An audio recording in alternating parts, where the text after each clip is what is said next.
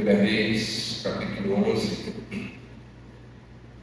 nós vamos ler apenas o verso 4 e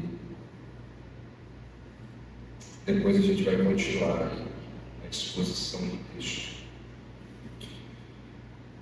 Sendo já velho, suas mulheres lhe perverteram o coração para seguir outros deuses, e o seu coração não era de todo fiel para com o Senhor, como fora o de Davi, seu pai. Muitas histórias bíblicas têm um final feliz. Por exemplo, Noé e toda a sua família passaram por aquele dilúvio terrível, mas no final eles encontraram lá o arco-íris. Você também conhece a história de José, que foi vendido como escravo, mas se tornou o líder do Egito e salvou milhares de pessoas de fome, inclusive os seus irmãos e a sua família. A Bíblia está repleta de finais felizes. E é claro que de todas as histórias com finais felizes, a maior delas, sem dúvida alguma, é de Jesus Cristo, que depois de morrer, ressuscita, e vem a nós com a promessa de que a nossa própria história também terá um final feliz. A vida de todos aqueles que morreram em Cristo é a história do final feliz. Todos eles. Agora, nem toda história na Bíblia tem um final feliz. Algumas histórias bíblicas são verdadeiras tragédias. Você conhece uma tragédia? Você sabe o que é uma tragédia? Tragédia conta ali a história de uma calamidade onde um protagonista passa da prosperidade para a catástrofe, onde um protagonista faz ali uma escolha terrível e, como consequência, ele cai num estado de sofrimento irreversível. As tragédias, ou também dramas, quando você vai procurar ali no seu stream algum filme para você ver, você pode procurar ali por classificações.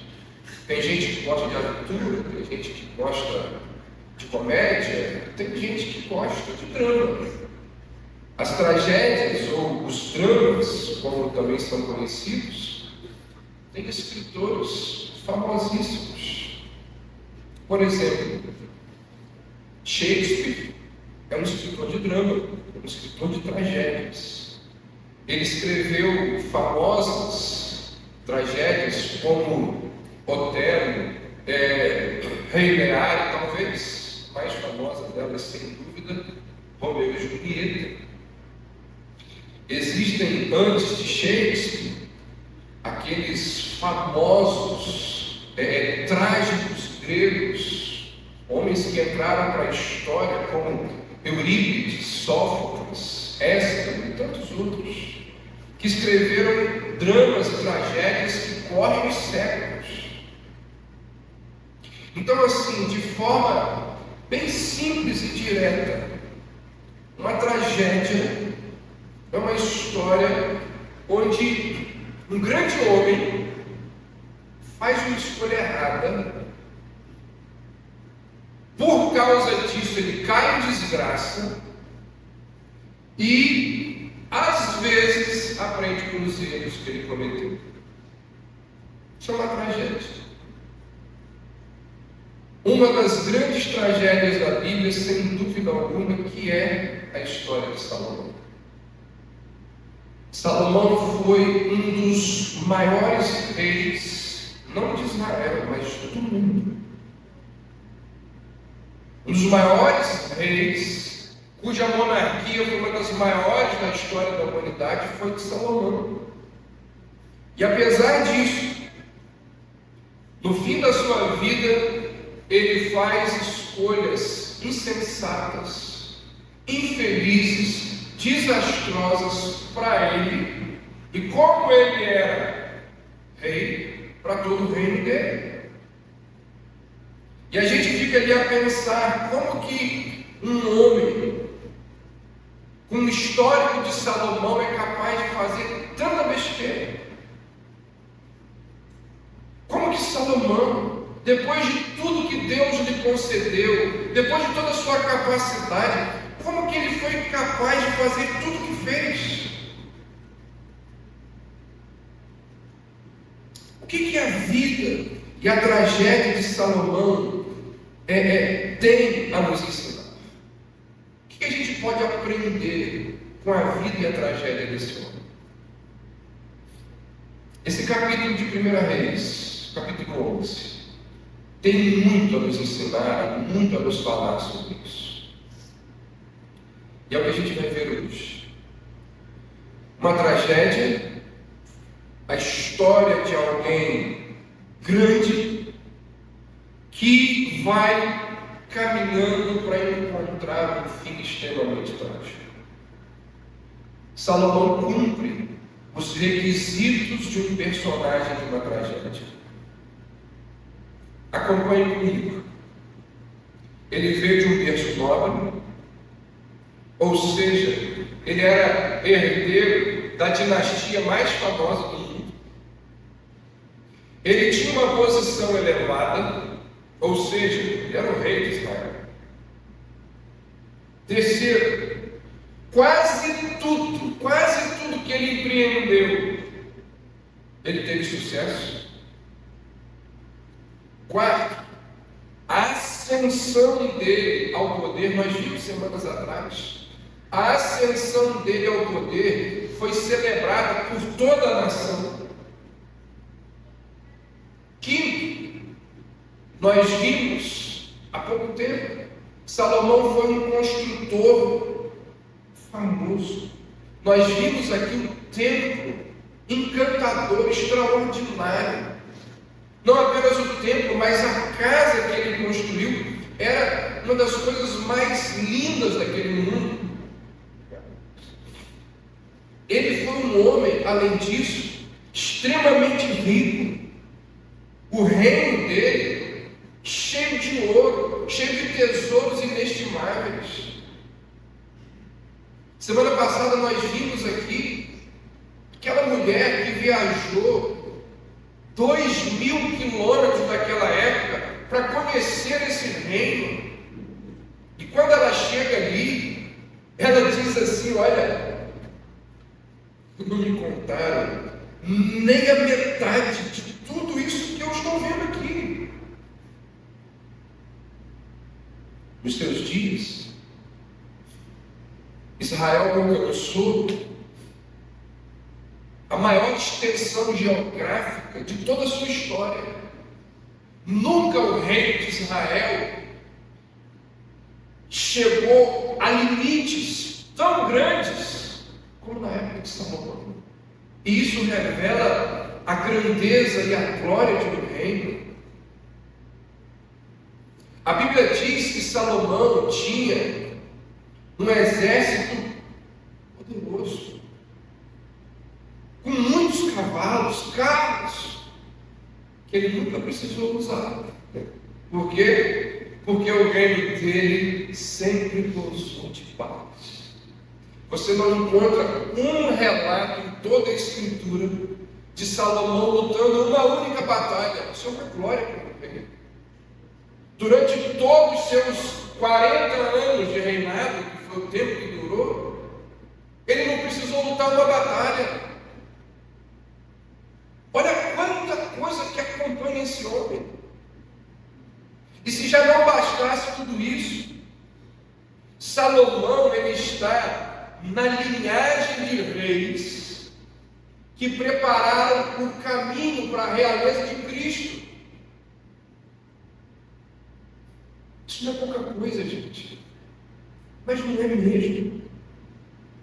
Salomão é alguém que, quando você vai estudar um negócio chamado teologia bíblica, Salomão é alguém que ocupa um lugar de proeminência. Salomão faz parte ali da história da redenção. Isso é algo grandioso. Não resta dúvida. Salomão foi um dos maiores reis, um dos maiores homens que esse mundo já teve. E quando a gente começa a analisar tudo isso, a gente nunca seria capaz de imaginar que o reino de Salomão terminasse do jeito que terminou, em tragédia. Quando a gente começa a ler a história bíblica e a ouvir as informações acerca do reino de Salomão, e alguém dissesse para a gente: olha, o fim é trágico, a gente diria assim: não, qualquer um menos ele. Menos ele. Mas é isso, 1 Reis 11 nos mostra. Que esse homem, dessa envergadura, com essa capacidade, ele tomou. Ele caiu. E a advertência aqui, ela é inevitável. Qual é a advertência? Se aconteceu com Salomão, pode acontecer com qualquer um de nós. Por isso que o apóstolo Paulo, escrevendo aos crentes de Corinto, lá no capítulo 10 da sua primeira epístola, ele vai dizer assim: se alguém está em pé, cuidado para que não caia. Cuidado, porque pode acontecer com qualquer pessoa. Numa tragédia, você precisa ter um protagonista, um homem importante, uma grande pessoa. E esse protagonista, ele tem sempre uma escolha. E é essa escolha que esse protagonista faz que desencadeia uma série de problemas. É essa escolha que leva esse homem para a quantidade de dificuldades com as quais ele vai ter que lutar. Um crítico literário do mundo, da literatura, dos dramas, ele vai dizer o seguinte sobre o que eu acabei de falar. Em geral, a ação trágica começa com o protagonista enfrentando um dilema. Ele é arrastado para duas ou mais direções e precisa fazer uma escolha moral. Isso significa que um herói trágico é sempre responsável por sua ruína, visto que foi ele quem fez a escolha trágica. Em geral, o herói trágico também é merecedor da sua catástrofe, pois a sua queda é resultante de alguma fragilidade do seu caráter. O que é irônico aqui é que no caso de Salomão, inicialmente, ele faz a escolha certa. Ele faz as escolhas certas. Só que, como nós vimos algumas semanas atrás, escolher pela piedade não é algo que a gente faz apenas uma vez na vida. Foi isso que nós vimos.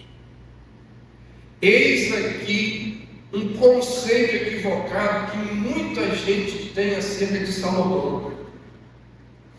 Muita gente pressupõe, parte do princípio de que, como ele escolheu a sabedoria, o sucesso dele estava garantido para o resto da sua vida. Não é assim. Não é assim, não era assim, não é assim. A escolha a favor ou contra o reino de Deus chega a mim e a você, assim como chegou a Salomão, a cada dia. Diante de cada escolha que nós fazemos ao longo de cada dia.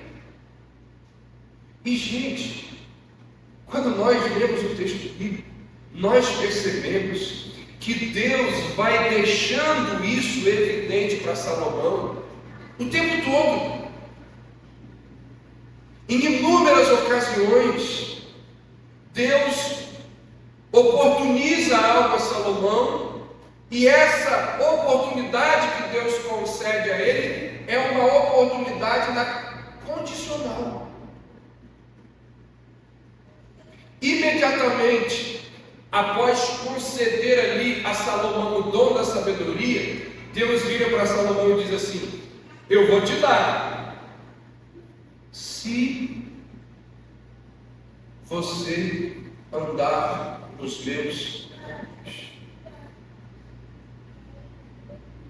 Se você andar nos meus caminhos, você terá uma vida longa, próspera, se você me obedecer. Prosperidade e bênção estava atrelado à obediência. Deus é muito claro ao dizer a Salomão: olha, você só vai receber a minha bênção se caminhar ao meu lado. Então essa era a escolha que Salomão tinha que fazer todos os dias da sua vida. Será que tem uma lição aqui para a gente?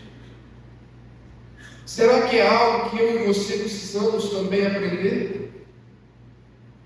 Será que tudo isso que eu estou mencionando aqui acerca da vida de Salomão, e que muitos de vocês conhecem, será que também não é uma verdade acerca de nós? Claro que é. Porque o cristão não é aquele que escolhe Deus, Cristo, apenas uma única vez na sua vida. É aquele que escolhe Cristo e vive essa escolha a cada dia pelo resto da sua vida. Quando você lê as Escrituras, quando você lê o livro de 1 Reis, você vai ver que as escolhas que Salomão vai fazer ao longo da sua vida, diferentemente das escolhas que ele fez lá no início, são escolhas trágicas. Ele vai passar a cometer pecados ofensivos à santidade de Deus. Olha como que começa o texto, capítulo 11. Ora, além da filha de Faraó, amou Salomão muitas mulheres estrangeiras, moabitas, amonitas, edomitas, sidônias e etéias. Qual foi o primeiro erro de Salomão? Infidelidade. Não foi fiel no casamento. E ele manteve um estilo de vida tão extravagante que até o pecado dele era desmedido. Olha o que diz o verso 3. Tinha ele 700 mulheres, princesas e 300 concubinas. O pecado dele, o estilo de vida é tão exagerado que até para cometer pecado ele é desmedido. 1000. Que pode isso? Você consegue conceber um negócio desse? Ele desperdiça os afetos dele com mulheres que eram proibidas a Bíblia. Mas ele não é culpado aqui apenas de pecado moral, de pecado sexual. Se você observar, o verso 3 menciona que ele tinha princesas. Princesas. E a menção aqui a princesas é uma indicação clara, óbvia, evidente, que muitos desses casamentos que Salomão fez, se envolveu, na verdade eram alianças políticas. Quando ele se casa com filhas de reis estrangeiros, Salomão está fazendo o que aqui? Política. Ele está cobiçando não apenas sexo, ele está cobiçando poder. Ele quer se aliar a outras nações para ser poderoso. Pior ainda, diz o texto que ele começa a adorar os deuses dessas mulheres, algo que tinha sido motivo de advertência de Deus lá atrás, e que vinha sendo ensinado ao povo ao longo da história. Eu vou ler para você do Deuteronômio 7, diz assim: olha o que Deus diz. Um povo, quando ele vai entrar na terra, vocês não terão casamentos mistos com essa gente, dando as filhas de vocês aos filhos deles, ou tomando as filhas deles para os filhos de vocês, pois eles fariam os filhos de vocês se desviarem de me seguir para servir a outros deuses. A poligamia de Salomão o transformou num politeísta. Começou a adorar os deuses das suas esposas. E ele acabou adorando deuses inacreditáveis. Salomão vai adorar a Astarote. Sabe quem é Astarote? A deusa cananeia do sexo. Olha o que diz o verso 5. Salomão seguiu a Astarote. Pior do que isso, sabe diante de qual altar que Salomão vai se dobrar? Sabe para quem que Salomão vai erigir sacrifícios? A Moloque. Sabe quem é Moloque? O Deus que era adorado em sacrifícios de crianças. Olha o que diz o verso 7. Nesse tempo edificou Salomão um santuário a Quemos, abominação de Moabe, sobre o monte fronteiro a Jerusalém, e a Moloque, abominação dos filhos de Amon. Como assim, gente?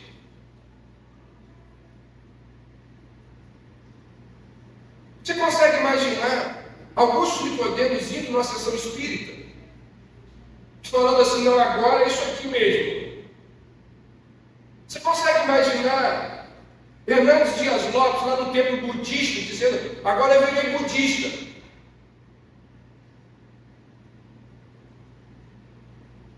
E o pior, eu não disse aqui ainda, porque é um detalhe que o leitor que não vai a fundo no texto não sabe disso. Olha o que diz aí o verso 7 que eu acabei de ler. Diz o seguinte: que ele fazia isso sobre o monte fronteiro, que ficava a leste de Jerusalém. Você sabe que monte é esse aqui? Esse é o Monte das Oliveiras. Você sabe o que isso aqui significa? Isso significa que esse monte, ele ficava de frente para o templo de Jerusalém que Salomão construiu. Você sabe o que isso significa? Que Salomão praticava os rituais condenáveis do culto pagão, olhando para o templo que ele construiu. Ele estava ali queimando incenso a outros deuses e olhando para o templo do Deus de Israel. Olha que absurdo isso. Sacrificava a outros deuses olhando lá. Isso é perverso. Isso é algo perverso. E o texto vai dizer isso. Olha o que diz o verso 6. Fez Salomão o que era perverso. diante do Senhor. E aqui, preste atenção nesse detalhe, porque o texto está aqui, nos levando a um crescendo. O texto está nos mostrando como que ele vai pecando cada vez mais. O texto aqui vai mostrando que o pecado vai aumentando. O que Salomão faz aqui não é apenas perverso, é insensato, é tolo, é idiota. É insensatez cobiçar sexo e poder? Sim. É insensatez ter 1000 mulheres e adorar os deuses delas? Sim. Essas coisas eram insensatez porque todas elas violavam os mandamentos de Deus. Mas também era loucura porque isso aqui não faz o menor sentido. E é o que eu quero te explicar. Por que isso não faz sentido? Vou ler para você o que um comentarista diz. Preste atenção. No mundo antigo, o mundo de Salomão, os politeístas, eles tendiam a adorar os deuses das nações que haviam vencido seus exércitos, ou pelo menos os deuses das nações que eram mais poderosos que os seus. Então é assim, eu luto contra a tribo de lá. A tribo de lá me vence, significa que o Deus dele é mais poderoso que o meu. E se o Deus dele é mais poderoso que o meu, eu me rendo ao Deus dele. Então ele conclui, é irônico que Salomão adore os deuses de pessoas que ele venceu, que ele controla. O que Salomão tem a ganhar com isso? Irmãos, olha aqui para mim, deixa eu dizer uma coisa para vocês.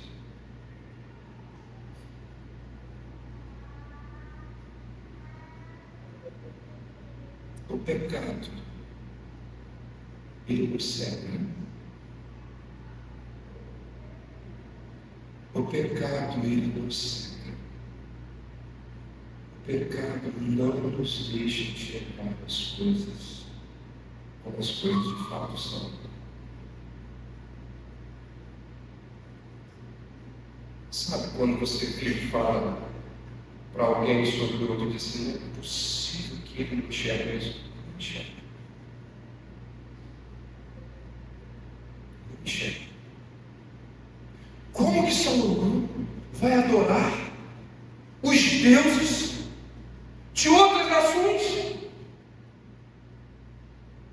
Deuses esses que são de acordo com a cultura da época menores que o Deus de Israel. A pessoa não consegue perceber que ela está caminhando, indo para o precipício, trilhando caminhos de morte. Não vê. Então é perverso e é tolo. É perverso e é insensato. E essa perversidade e insensatez de Salomão, elas estão registradas aqui como advertência a nós. Porque a menos que aprendamos com os erros de Salomão, nós também podemos cair em tentação sexual. Nós também podemos casar com alguém que não é do povo de Deus. Nós também podemos nos envolver com religiões falsas. Nós também podemos fazer as coisas que Salomão fez. Você tem noção disso? Que é uma tragédia. Envolve uma grande pessoa. E essa grande pessoa na tragédia, ela toma decisões erradas. E essas decisões erradas que ela tomou vão trazer uma série de problemas para ela, com as quais ela vai ter que conviver. Terceira característica de uma tragédia: acontece do herói trágico aprender com os próprios erros. Nem sempre a história termina simplesmente com a destruição da vida daquele homem, da vida daquele personagem. É possível que as tragédias conduzam aquele personagem, aquele protagonista, em algum momento ali da sua vida, a um profundo reconhecimento das coisas erradas que ele fez. A pessoa chega a um ponto em que ela vislumbra, ela percebe a escolha trágica que colocou naquele caminho de fracasso. O primeiro livro de Reis não nos diz assim de forma direta aquilo que Salomão aprendeu com os seus erros. É por isso que a gente precisa, junto com Reis, ler o livro de Provérbios e o livro de Eclesiastes.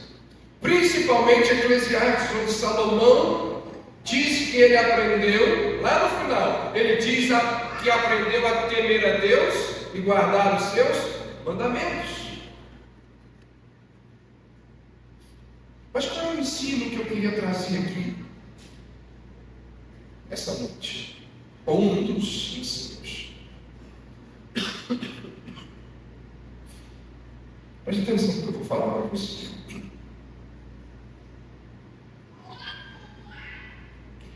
Nós caímos em pecado muito antes de cair em desgraça. Nós começamos a cair em pecado muito antes de cair em desgraça. E se nós quisermos evitar a tragédia, nós precisamos lutar contra cada pequeno pecado. Perceba aqui, gente, o contraste entre a maneira em que a história de Salomão começa e a maneira como a história dele termina. Quando ele chega ao poder e escolhe a sabedoria ao invés da riqueza, lá no início do capítulo diz que Salomão amou o Senhor. Capítulo 3, verso 3. Salomão amou o Senhor. Agora, olha que interessante. A palavra usada lá no capítulo 3 para amar, palavrinha hebraica, ahab, é a mesma palavra que a Bíblia usa para descrever o relacionamento que Salomão tem com as mulheres estrangeiras. O que a Bíblia está mostrando aqui para a gente? Houve uma mudança nos afetos de Salomão. O homem que no passado amava a Deus, acabou fazendo o quê? Amando mulheres pagãs.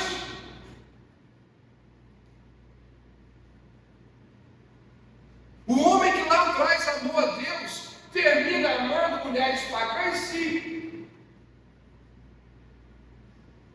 cultuando os deuses grandes. Como que isso aconteceu? Vocês só para prestar atenção aqui agora, porque isso aqui é de uma importância grandiosíssima para a sua vida. Como que Salomão, sendo o homem que foi, tombou? Salomão acordou num determinado dia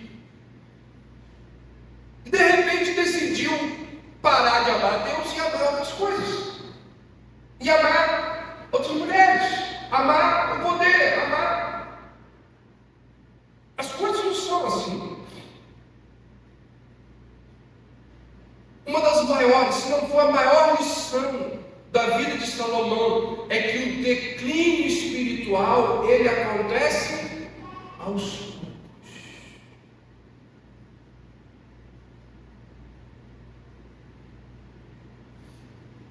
Imagina um piloto de avião, levantou o voo, ele está indo nessa direção aqui, Se ele mudar, eu não sei qual é a escala dele, mas numa escala de 0 a 100, no início do voo, se ele mudar 0,1, ele vai chegar no destino dele.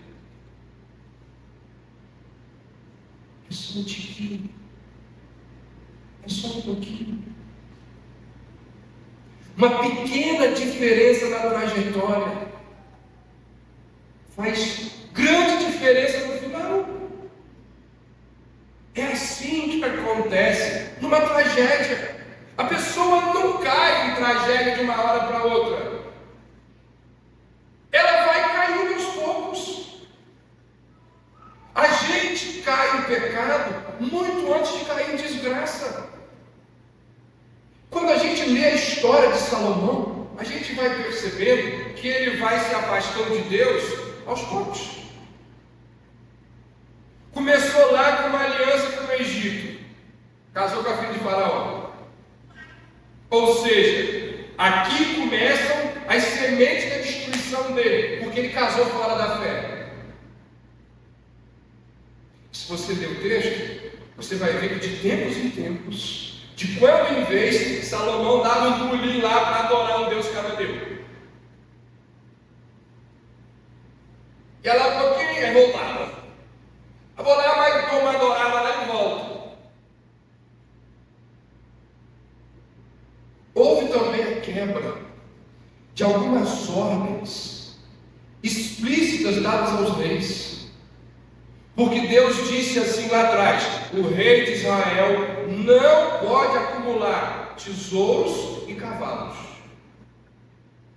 Por que Deus deu essa ordem aos reis de Israel? Porque riqueza e cavalos significava que os reis de Israel estariam confiando em coisas humanas, no poder humano. E a nação de Israel não deveria confiar em nada que fosse humano, terreno, deveria sempre confiar em Deus. O que Salomão faz? Ao longo dos anos, vai acumulando cada vez mais cavalos, carros de guerra, tesouros, vai ajuntando aqui e ali, vai fazendo escolhas espirituais erradas, até que finalmente o que acontece? O verso que a gente leu no início, eu vou reler agora, o verso 4. Sendo já velho, as suas mulheres perverteram o seu coração para seguir a outros deuses, e o seu coração já não era mais de todo fiel para com o Senhor seu Deus, como fora o de Davi, seu pai. Percebeu? Não foi só no final da vida que Salomão fez escolhas erradas. Ao longo da sua história, ao longo da sua trajetória, ele foi fazendo escolhas equivocadas. Quando você lê a história de Salomão na Bíblia, você percebe que a história dele é uma história de aquiescência gradual para com o mal. A narrativa das Escrituras, ela dá grande ênfase aos hábitos que Salomão foi cultivando ao longo da sua vida: fraqueza com mulheres, amor pelo poder, pelo esplendor, idolatria.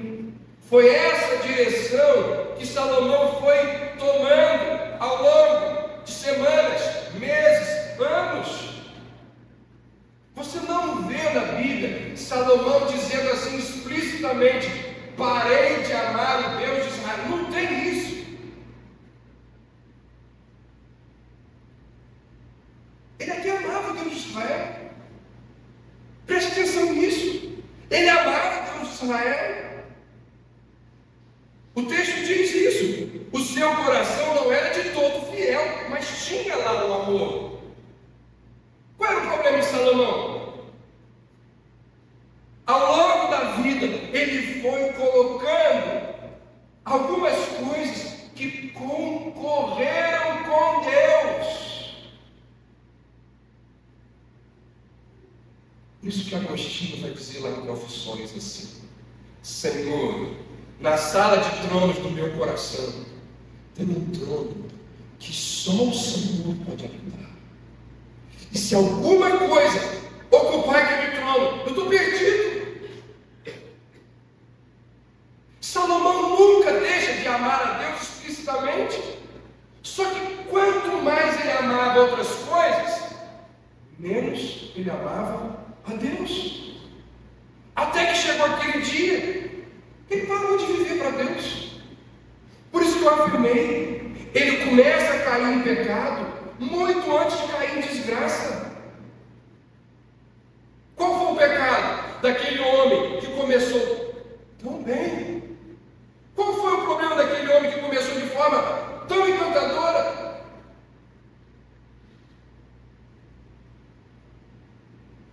Pequenas decisões. Aqui, ali, acolá. E juntando todas elas conduzem a catástrofe. Pareciam pequenos pecados. É só um pequeno flerte com alguém atraente. É só um pouco mais de luxo. É só um novo estilo de vida.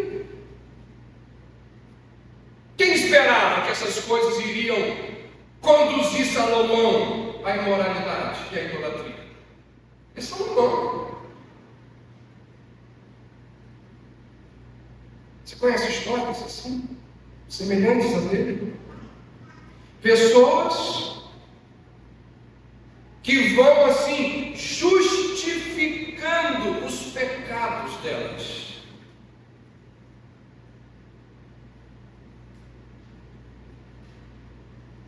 Houve a advertência, sabe das Escrituras, mas vai justificando os pecados.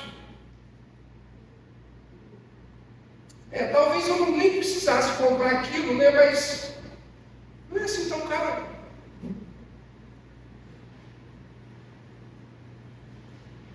Essas fotos aí não mostram tanto assim para ser considerada pornografia. Mas dá uma olhada. Não mostra tanto o corpo da mulher.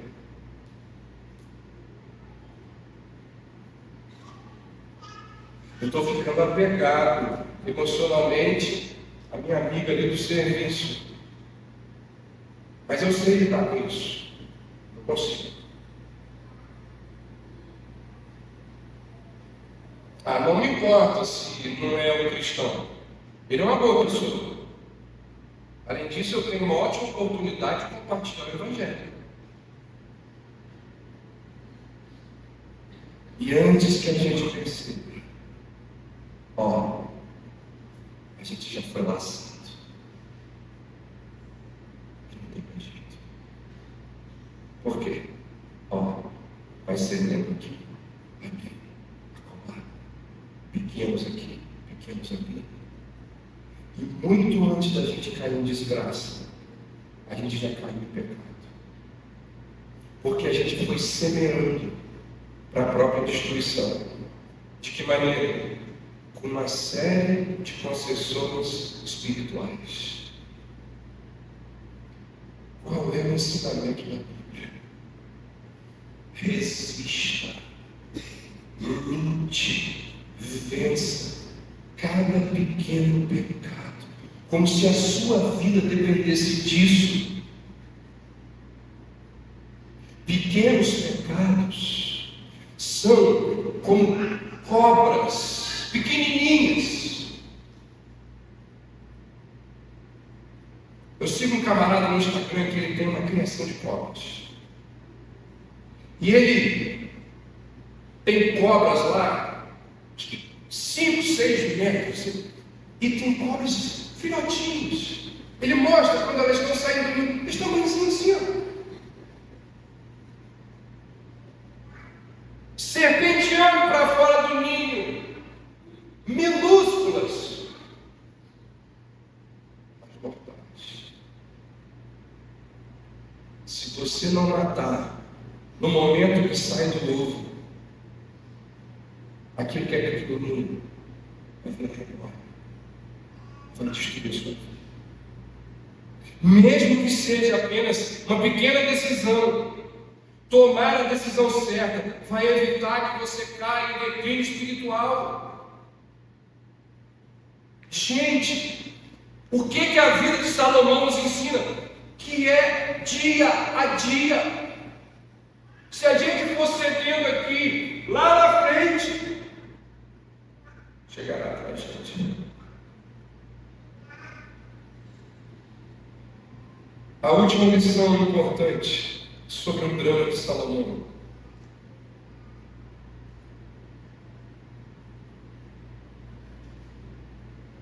Mesmo os maiores dons espirituais não nos impedirão de pecar, caso nossos corações se desviem de Deus. As pessoas sempre perguntam assim: como que um homem tão sábio pode ser tão insensato? Como que Salomão não percebeu que ele estava ali caindo em desgraça?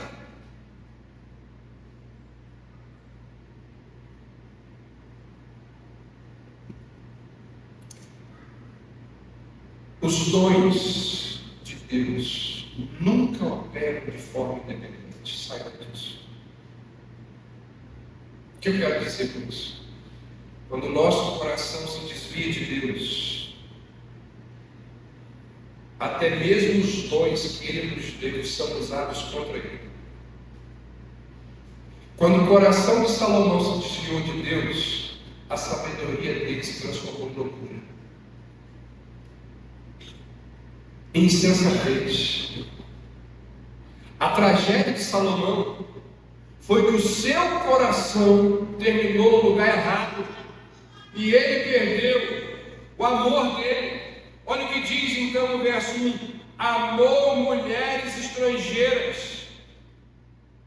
Salomão foi culpado de afetos pecaminosos, de amar as coisas erradas.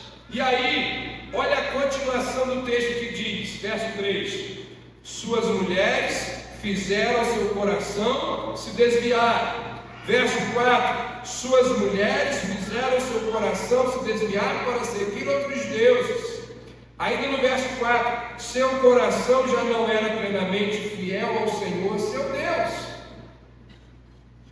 Outro ponto da tragédia de Salomão: o coração dele amou outras coisas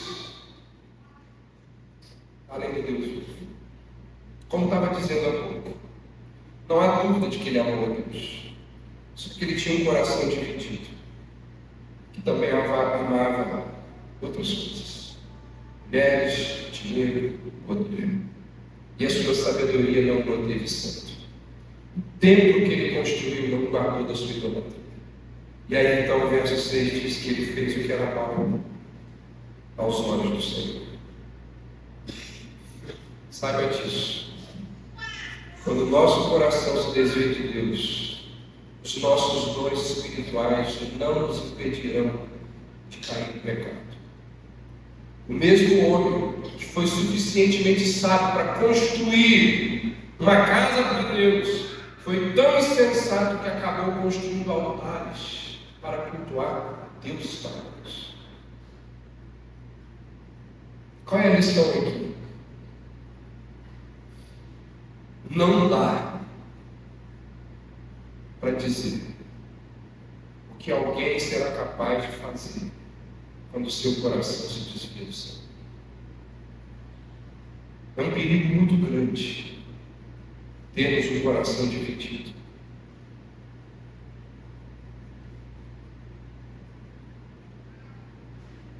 Claro que eu não vou pedir para você levantar a mão. Claro que eu não vou pedir para você verbalizar, porque essas coisas assim a gente não diz em público, né?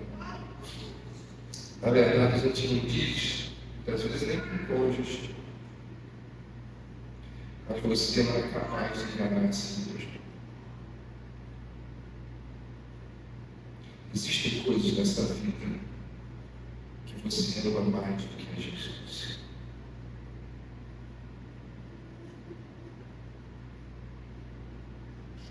filhos terem essa capacidade.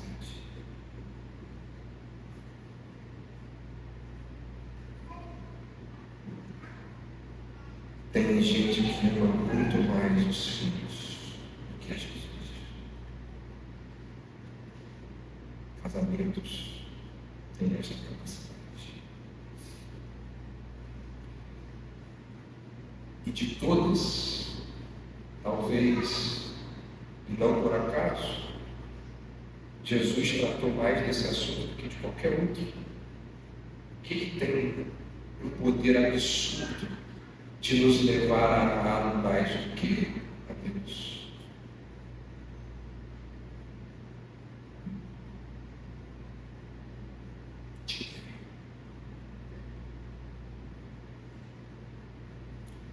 Meus irmãos, Salomão foi um dos homens mais dons que esse mundo já teve. Mas o coração dele o levou para longe do céu. Às vezes a gente se surpreende, não é? Quando cristãos bem conhecidos caem no pecado. Eu me lembro, o ano era 1998. Eu estava subindo a rampa para o prédio de teologia lá no Seminário do Sul. Naquela época não tinha WhatsApp, naquela época não tinha as redes sociais, naquela época eu falava com o Cris 2 vezes por semana, usando um cartãozinho da Telemar, daquele orelhão que a gente apertava, quando dava o último crédito, apertava o 9 para ver se segurava mais um pouquinho. E eu subi ali, chegaram 2 amigos e falaram assim: agora é oficial, Caifás caiu. E no outro dia, o jornal O Dia estampou na primeira página: cai o Fábio. E a gente ficou pensando: como pode isso? Um homem com essa capacidade, com esses dons, um homem que liderava ministérios e ministérios, como que isso é possível? Não acredito, não. Nós ficamos ali impressionados. E ainda ficamos impressionados como que cristãos de tal envergadura caem no pecado.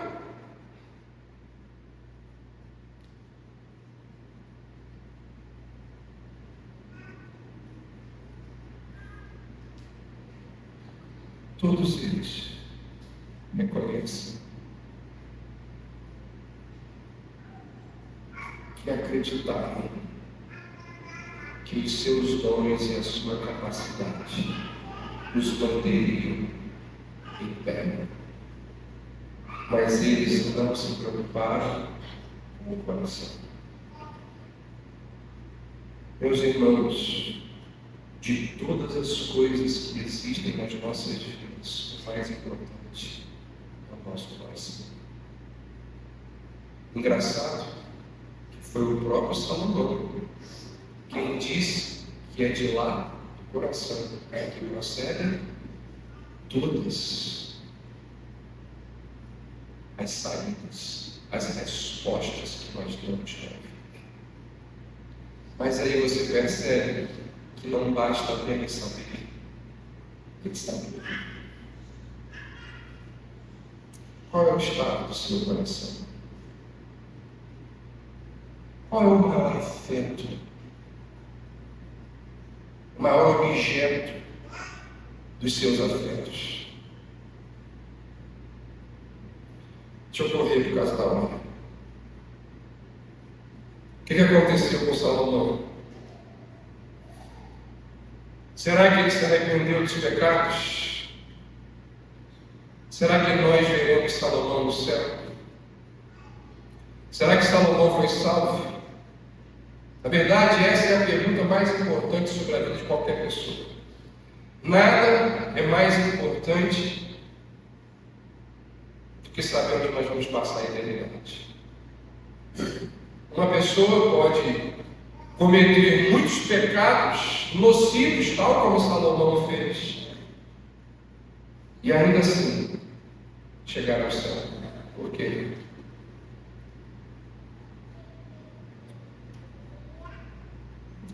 Porque a gente vai para o céu não é pelas nossas obras, pelos nossos méritos, pelos nossos esforços. É tão somente por causa da graça de Cristo Jesus. Quando a gente olha para a Bíblia, nós temos dois motivos para acreditar que Salomão foi salvo por Deus.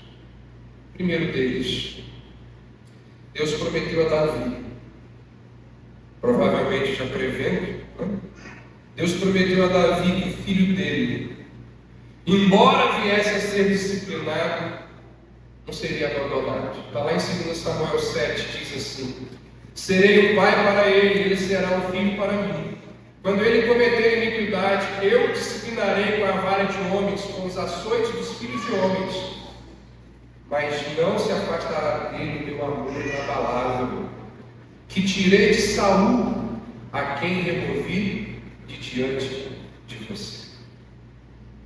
Quando a gente lê Eclesiastes, a gente vê que Salomão aprendeu com os erros que cometeu e voltou a se relacionar com o Senhor. Além de 1 Samuel, 2 Samuel, além de Eclesiastes, quando a gente lê os evangelhos e a gente vê Jesus falando, a gente vê que Jesus considerava que Salomão ocupava um lugar de destaque na história da salvação. Então, quase que dá para imaginar Salomão cantando o hino que nós acabamos de cantar aqui. O hino que nós cantamos aqui podia ser a confissão de fé de Salomão.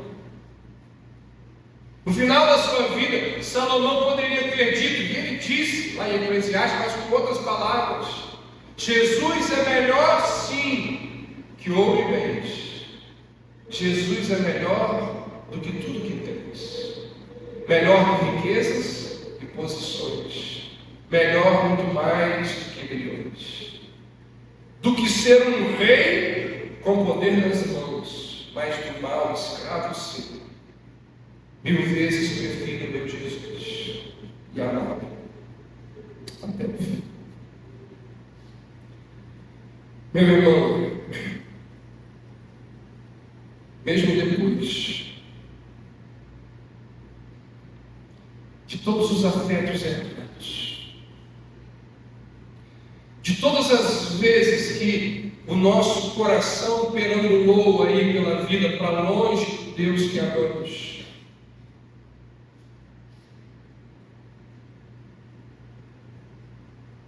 essa é a parte boa de São Calvinista. A nossa salvação está segura, porque nós cremos que aquele que começou uma obra em nós, ele vai completar. Isso acontece porque nós somos salvos pelo nosso amor por Deus. Nós somos salvos pelo amor de Deus por nós. Você entende isso? Nós não somos salvos pelo nosso amor por Deus, que pode, por causa de tudo que eu falei aqui, oscilar e diminuir, e às vezes desaparecer. Nós somos salvos por causa do amor de Deus por nós. Essa é a boa notícia do Evangelho. A maneira de chegarmos ao céu não é amando suficientemente a Deus para fazer com que Ele queira nos deixar entrar. É Jesus nos amando o suficiente a ponto de morrer na cruz pelos nossos pecados. Jesus é o Salomão da nossa salvação. Por quê? Porque Jesus é o homem cujo coração nunca se desviou de Deus, mas continuou amando a Deus até o fim.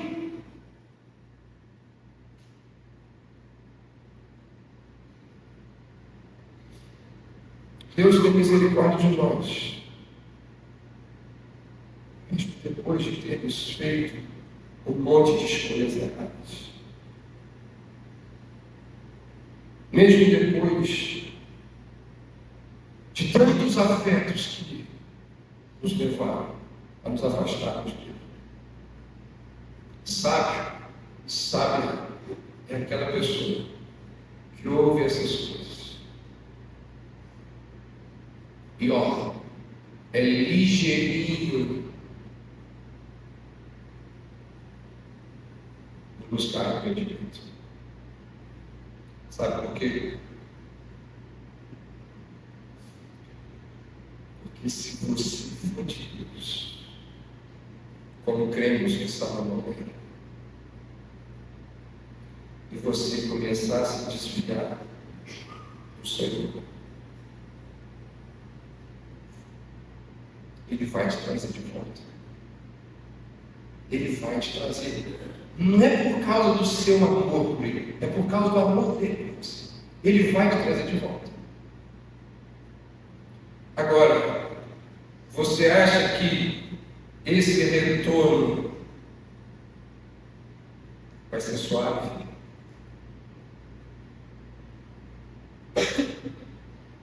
Meu irmão, se você for de Deus, Ele vai te trazer. Mas ó,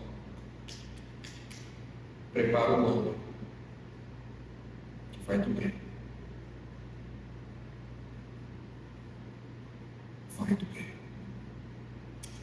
Que Deus nos ajude a aprendermos com a história de Salomão. Deus nos ajude a estarmos atentos aos nossos pequenos pecados, que podem nos levar a uma grande tragédia. Que Deus nos ajude a entender que os nossos dons e a nossa capacidade não nos manterão de pé se o nosso coração não estiver direcionado para o Senhor. Que Deus nos ajude, porque ai de nós se não aprendermos com a história de Salomão. Ai de nós se não aprendermos com as advertências das Escrituras. Ai de nós vamos lamentar, chorar. Para que existe uma mensagem como essa? Abrir os nossos olhos. Que é um pecado sério. Mas as Escrituras, através da ação do poder do Espírito de Deus, elas têm a capacidade de abrir os nossos olhos. Não foi isso que John Newton disse? Quando escreveu, talvez, um dos mais famosos hinos do cristianismo, Amazing Grace. Eu era cego. Mas agora os meus olhos te veem. Porque a tua graça inundou meu coração. Que Deus nos ajude, irmãos, a nos arrependermos dos nossos pecados. E em graça e misericórdia, dependermos dele, para voltarmos os nossos caminhos, aqueles caminhos que vão com o Senhor. Vamos orar. Ó Deus, que a nossa vida não seja uma tragédia, que a vida dos meus irmãos e irmãs aqui não seja uma tragédia, mas que o Senhor, por causa de Cristo Jesus, da obra dele, da morte dele, da ressurreição e da intercessão dele, possa nos levar para perto do Senhor. Ó Deus, se há pessoas aqui entre nós vivendo uma tragédia, usa, Senhor, esta palavra como instrumento do Senhor para trazê-las para o caminho. Usa esta palavra como um meio de resgatá-las dos seus maus procedimentos, dos seus hábitos pecaminosos. Ó Deus, faz isso entre nós. Realiza isto em nosso meio. Que assim seja na minha vida, na vida dos meus irmãos e irmãs. É a nossa oração, em nome de Jesus. Amém.